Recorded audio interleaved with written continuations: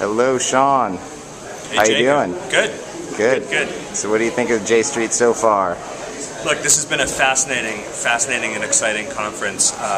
One of the reasons that I'm here, besides the fact that I'm interested in opening up the pro-Israel conversation so that we engage new generations of people who care about peace in the Middle East and who care about Israel and life in Israel, is that this has really become a location for leaders of emerging Jewish organizations around the country to get together to talk about an issue that we all care about, but haven't really been able to talk about as productively as we'd like in our home communities. So it's exciting to see how many new grassroots startups like Juicy and JDub and Just Vision and Encounter and the Progressive Jewish Alliance, Jews United for Justice, Uri Litzedek, tons of organizations from around the country are here talking about these tough issues in brand new ways. Cool. I hear you play the piano. And we just happen to be at a piano. Would you like to play something for the people at home? No, that's I don't know. You know, it's. All right, we're gonna get kicked out of the hotel if we keep going. But all right, but I'm sure you're very good. Yeah, exactly. Yeah, here's the piano. You're a music company. I'm not going to play for you. I know. We're trying to get a free audition out of you too. Right, exactly. No, I don't. I used to play piano. I went to music camp when I was in high school, actually. Have you heard anything here at J Street that you that was new to you, that you really hadn't considered in a certain way, or do you feel like you are you have this information and you're just trying to participate and add to it? I think what's new that I'm seeing here is a real willingness to listen and be open to new ideas. I think that's so much of the conversation, and I think this is true of both the right and the left.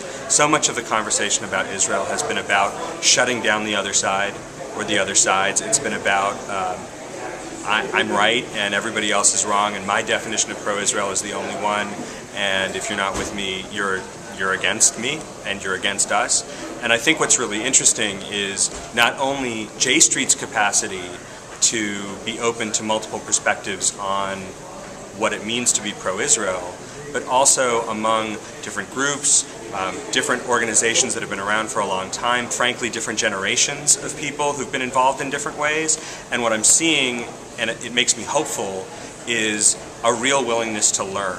I don't know that minds are necessarily changing in terms of how we build tactics, how we move forward.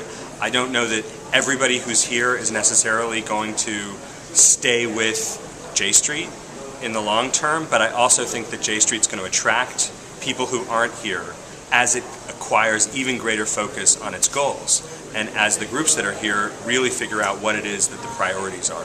But what's exciting is a willingness of the participants from all backgrounds really to engage with each other, really to listen, and to move the conversation and the work forward, because we all agree that we want to see, I think, a safe and secure Israel that is Jewish and democratic and offers justice to all its inhabitants. Cool. Can you tell me real quick about Jumpstart? Sure. Jumpstart is an incubator and a catalyst and a think tank for sustainable Jewish innovation. We're about 19 months old.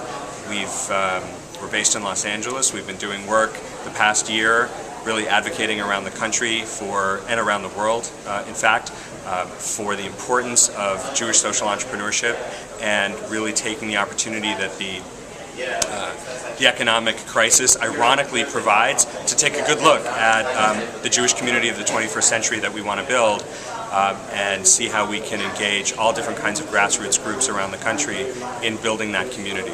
We've learned from our research that over the last 10 years, more than $500 million has been invested in more than 300 startups around the country, and together they're reaching about 400,000 people.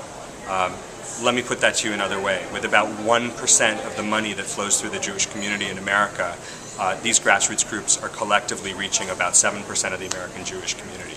That's great. That's a really good return on investment. Indeed. And I think it's transforming the way we interact with each other, and it's making for a really exciting Jewish community of the 21st century.